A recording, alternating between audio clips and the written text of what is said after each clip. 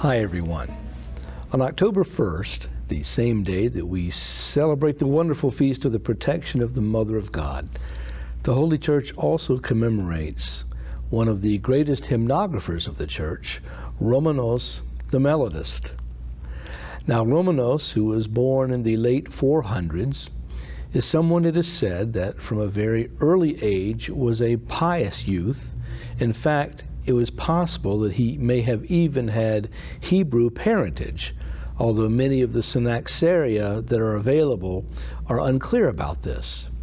But there is no doubt that he loved the Lord from an early age and was very much given to asceticism, to prayer, to fasting, to all of those normal things that we as Christians should be engaged in.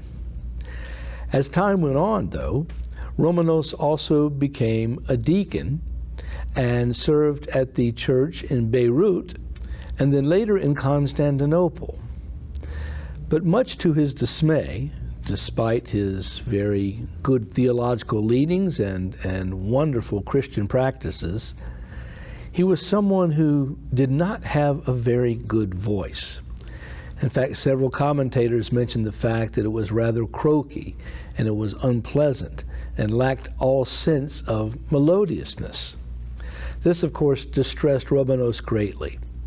And so he began praying in two different churches. One was the famous Church of Lacanau in Constantinople, but another church also that was dedicated to the Mother of God.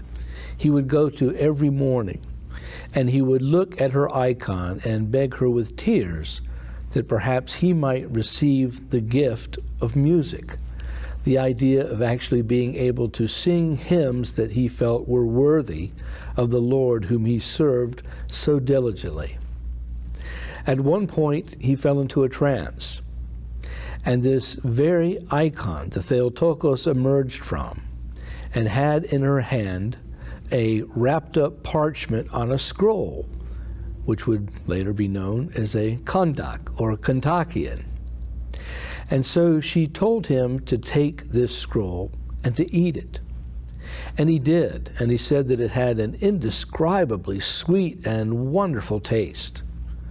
Well, later he came out of his trance or his vision or even his deep sleep, it's really unclear, and he saw that the Theotokos was still there in her icon as before, but yet something had changed.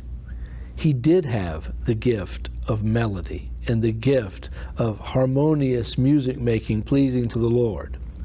Now, many in the church at that time had been very critical of Romanos, because although they knew of his ascetic practices and his struggles and how pious he was, there was a lot of joking going on about the fact that he had this plain awful voice.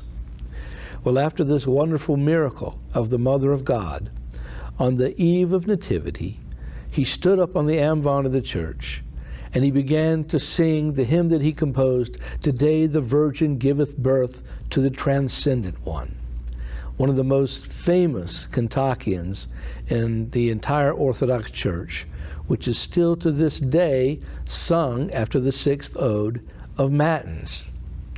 Now, the kontakion itself used to be a much more involved poetical form. It would have a theme song followed by any number of iki, which we would call the ikos today, and it was a long, extended sermon.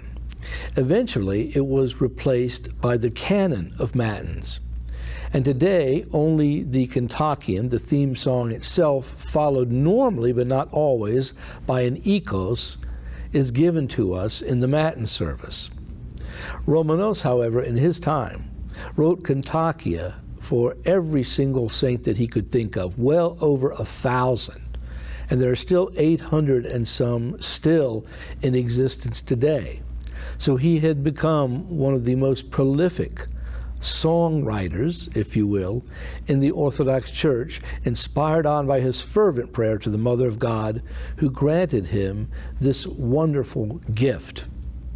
It goes to show us today that although not all of us have musical talent or artistic talent or many other different types of things that one might think would contribute mightily to the Orthodox Church and its beauty and transcendent services, that even if that is the case, though, fervent prayer and supplication before the Lord can obtain certain gifts which the Lord wishes us to use for the furtherance of His holy faith and for the right worship that's due to Him.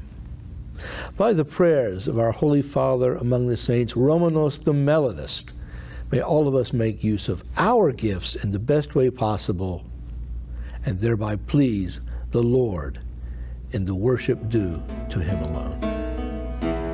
Bye-bye.